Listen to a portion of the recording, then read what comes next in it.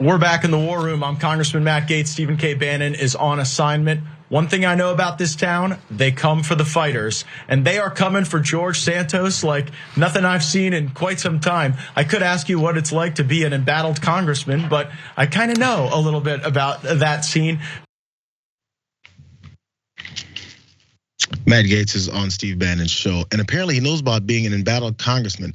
Who the hell did he invite on this show?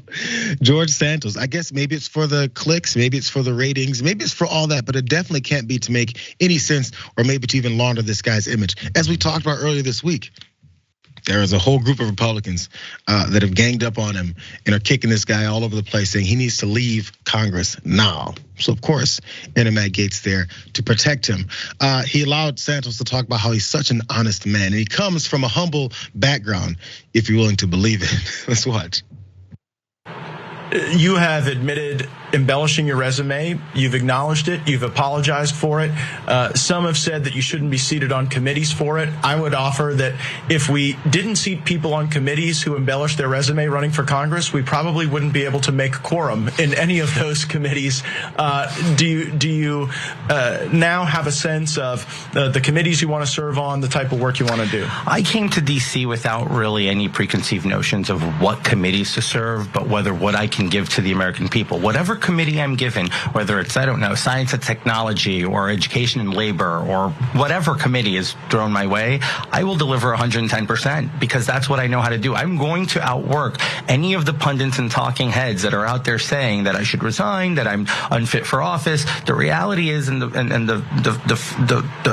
case in point here being is, I'm a workhorse. I've worked my whole life. I'm the kid who came from a basement department. You weren't supposed to win this seat. No, if people knew who you were, you probably wouldn't win the seat. But maybe they would. I'm not gonna overestimate these voters.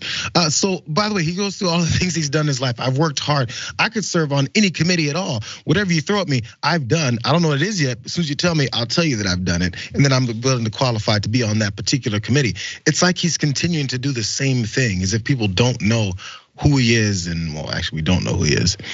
He's not. What he's it is not he's just, actually he's about. Not, he's not just a liar. The guy's an idiot. I didn't come to Congress with any preconceived notions about what I want to do in Congress. Preconceived notions is used when you're being accused of judging somebody, not what effect you want to have in Congress. Also, then you can't say, I will outwork any pundit. The pundits aren't in Congress, you Maroon 5. What does that mean? I want to work harder as a congressman than pundits will as a congressman because they are not congressmen. And that's my guarantee. The guy doesn't make any sense when he speaks. It's very frustrating. And I love how Matt Gaetz is like, listen, we're all corrupt. If we couldn't be corrupt and be on a committee, there'd be no Congress. We've all embellished on our resumes. Do you know who I really am? Yeah, so it's that same thing. By the way, he said he's gonna work harder than any pundits. One thing though, Ben, as we've talked about, that line is blurred between punditry and politician because you can do both at the same time, or just one and drop the politician part. Either way it goes, he continued on though, because the lies are pretty obvious when it comes to George Santos. But then, oddly, he asked him about where his money has been coming from, all the fundraising and everything like that, because there was some holes in that story too. Let's let him try to explain that. Work you did that was the origin of those resources. Look, I've worked my entire life. I've lived an honest life. I've never been accused, sued of anything bad doing. So it's the equity of my hard working self, and I've invested inside of me. Like I said, it didn't come from Burisma. It didn't come from Ukraine, Russia, China. Unlike some folks that we all know that get money from those sources. Inside the Beltway.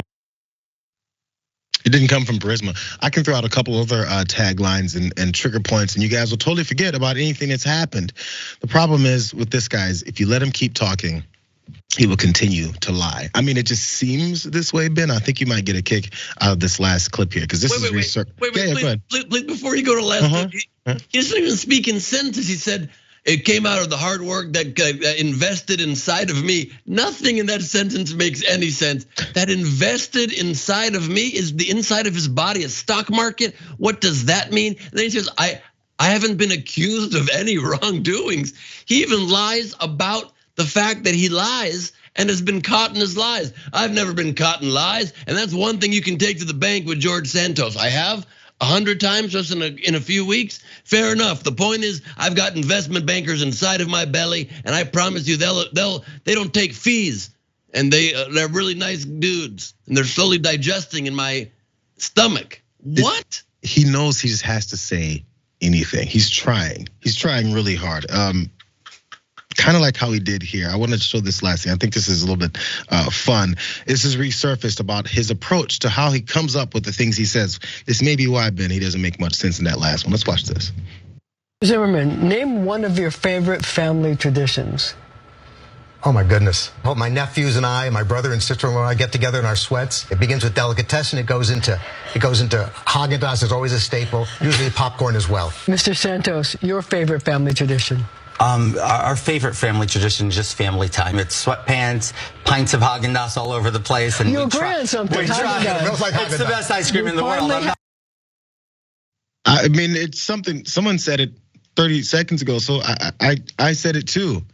Was it Jackson, Emily, yesterday that was saying that this guy's just stuck on lie. He literally, that's reality. The reality of everything he says is based off of lying about it. And it can be inconsequential. It can be like, yo, again, what'd you have for breakfast this morning? Does he not have a family either? He doesn't have, is this dude a space alien?